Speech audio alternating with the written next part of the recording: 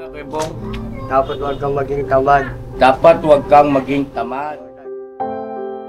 Kailangan pa rin mag-hanap buhay, trabaho. Kahit ganyan yung kalagayan natin. Dapat,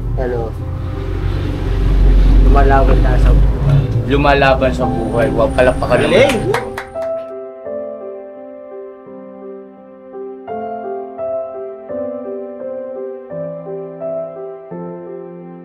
Ang masabi ko lang po, nagpasalamat ako sa mga nagbibigay sa amin kasi mayroon naawa sa amin.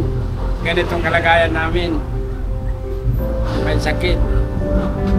Kasi po, naawa rin ako dyan. Kasi ay magsi yung kamay. Kahit ganyan, nagtatrabaho rin yan eh. 1, 2,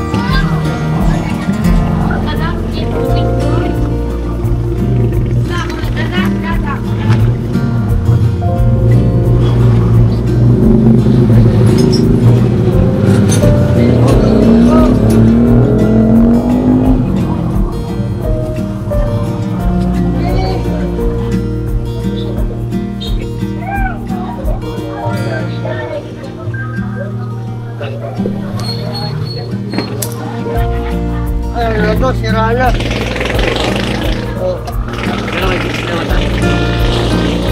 May sariyok din. Okay. Naubos na.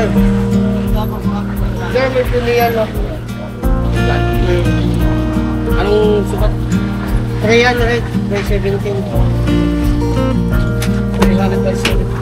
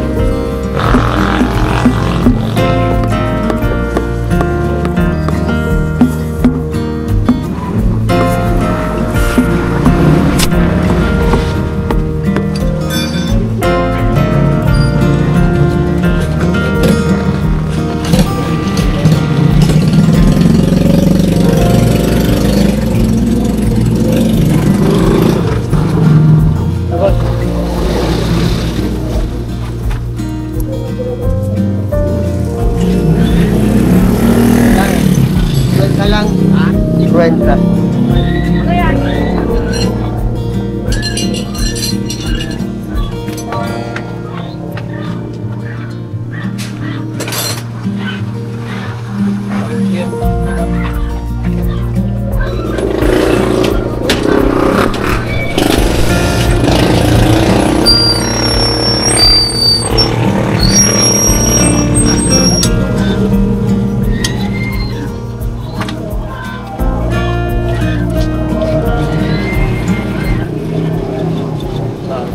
Sabong. Ha? Kumusta? Ayos lang. Ay, ito po. Siya na mga kabisnes namin minamahalan. Dito tayo ngayon sa vulcanizing shop. Nandito si Bong, yung ating natulungan nung nakaraan. Siya po si Bong Pagong na pinansagang Bong Pagong sa dahilang ano po mga kabisnes. Siya po kasi ay pinaglihi daw sa pagong nung kanyang nanay nung kasalukuyang naglilihi pa. At kaya daw po naging ganito yung resulta nung kanyang physical na kaanyuan o kalagayan dahil sa paglilihi. Ayun po, kumusta ka na? Mula nung kailan pa tayo nagkita?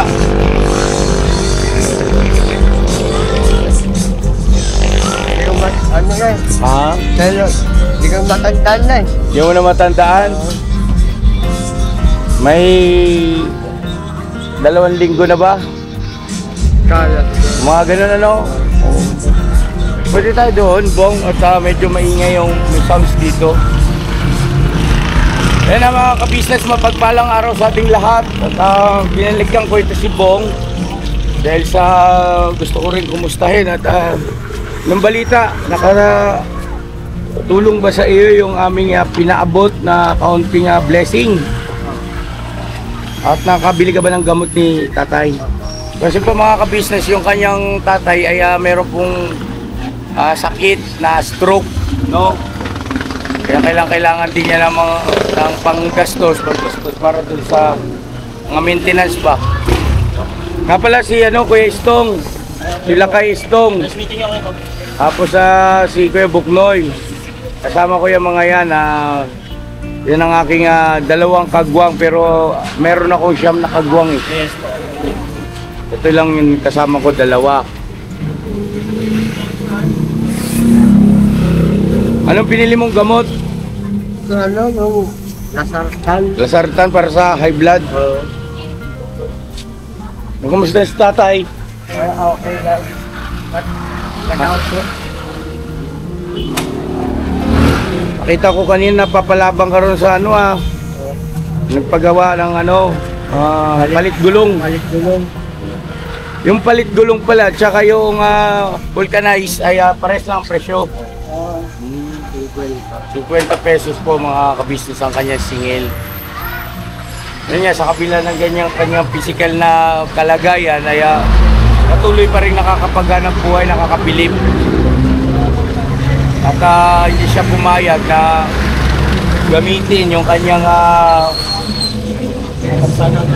kapansanan para mamalimos, no? Kasi kung yung iba-iba yan ng mga kababayan natin, pagka ganitong sitwasyon ang ginagawa ay namamalimos, no? Pero si Bong ay bagkos naghahanap buhay ng marangal, Bong? Bakit, Bong, nga pala, bakit hindi mo naisipan na gawin yung ganoon, yung pamamalimos? Para sa tamad lang yan. Para sa tamad. Balik. Kumusta pala yung love life mo? Meron ng bago? Wala. Kasi nung nakaraan po mga kabisnes, banggit niya sa akin na meron siyang dating naging kasintahan, kaya lang yun nga, nagkahiwalay din, Hindi pa ba tumitibok muli ang iyong puso? Hindi pa. Trabaho lang muna. Trabaho lang.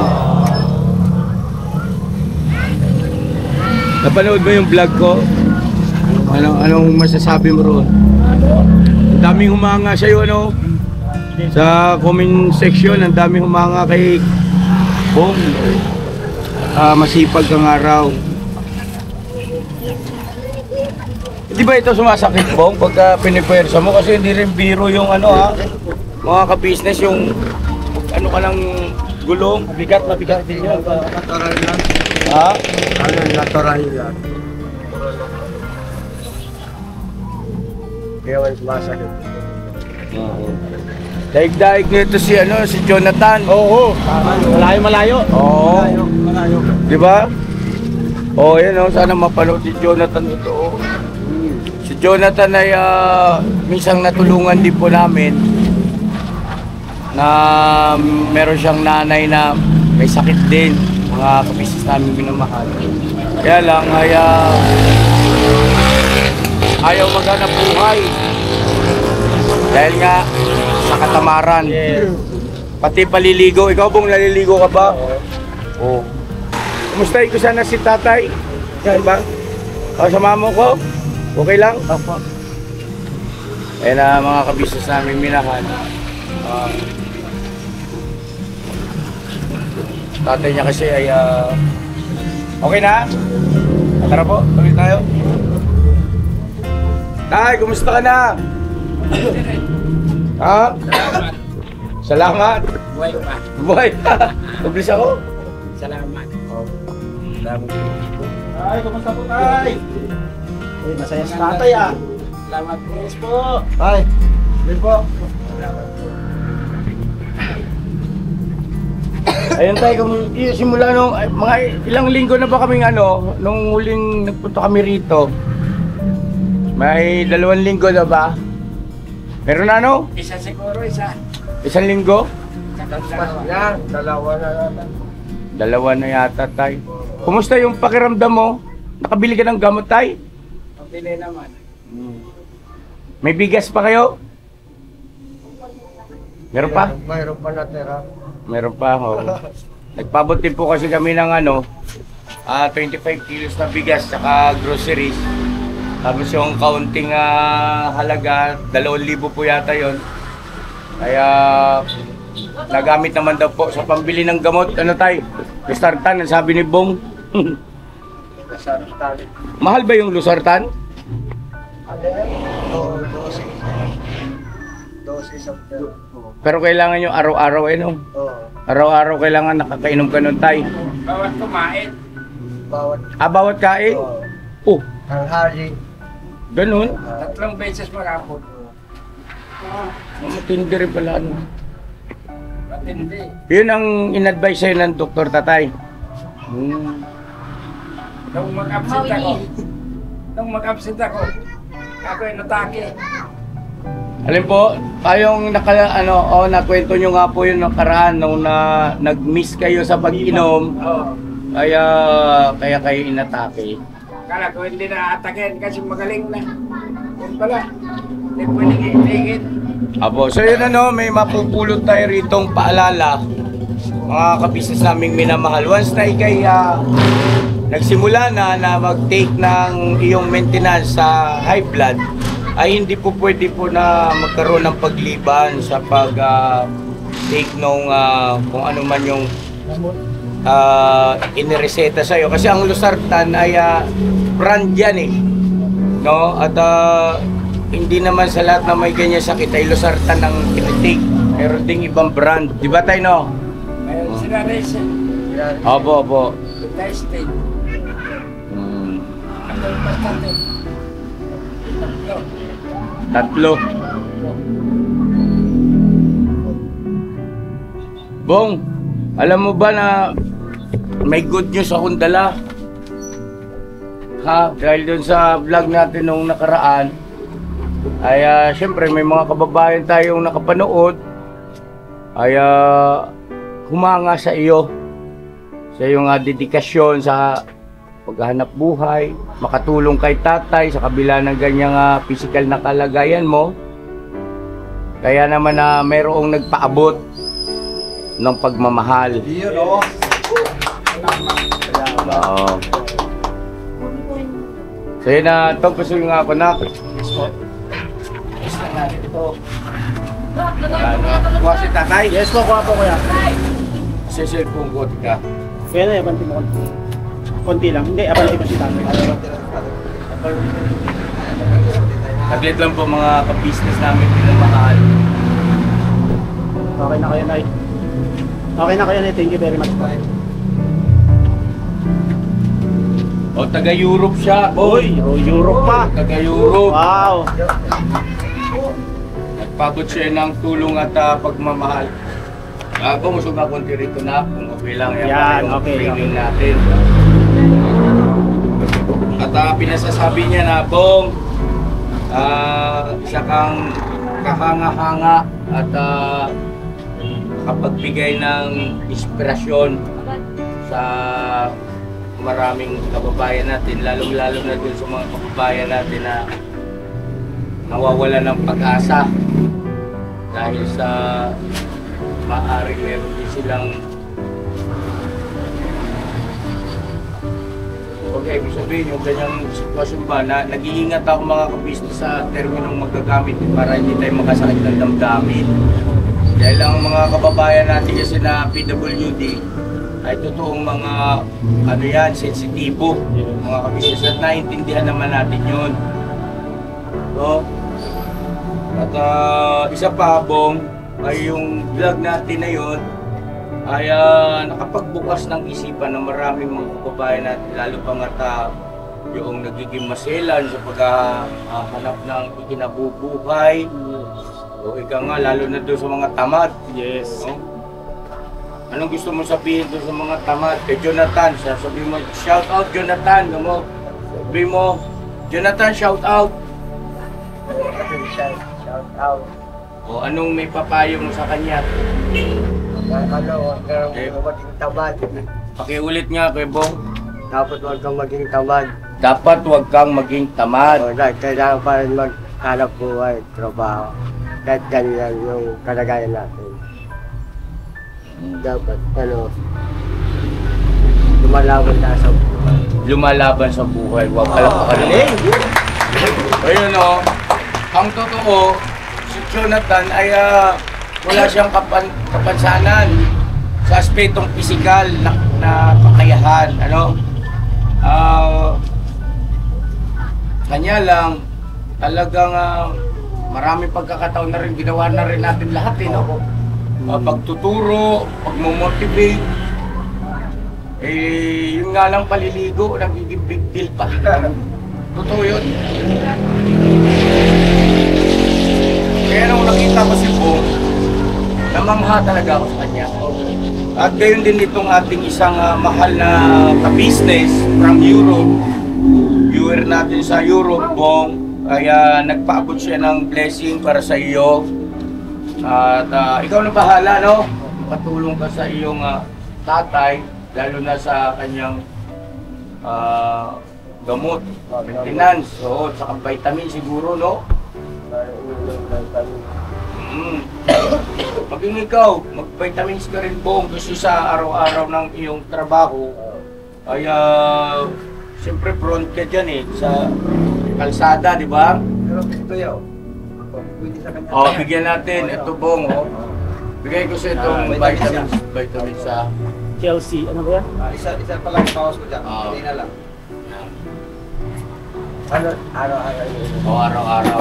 Sa susunod siguro, kung meron pa doon, pero yung patungkol dito mga ka-business, dun sa mga produktong ini-endorse ng ka-business family ay pansamantala mo ng hindi ko pa sasabing pansamantala, kinat na pala natin yan. Tapos na yan kasi basta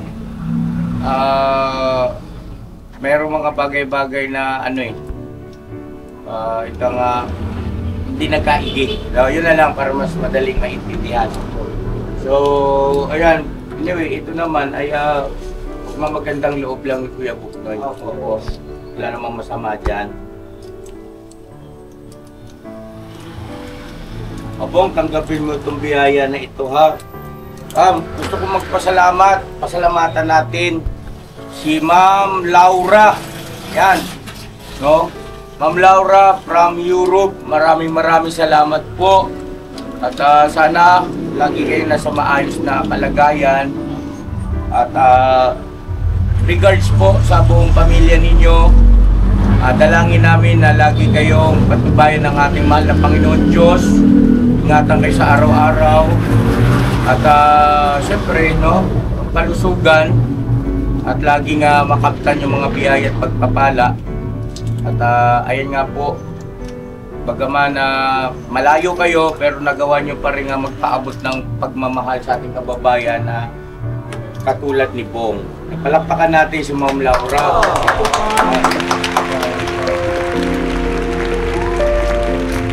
Alright. Si Ma'am Laura ay nagpaabot ng pinapakita ko sa ibo para ano. Basahin mo malakas. Yan. Nakasulat. Basahin mo. 3,000 3,000 para kay Bong. para kay Bong.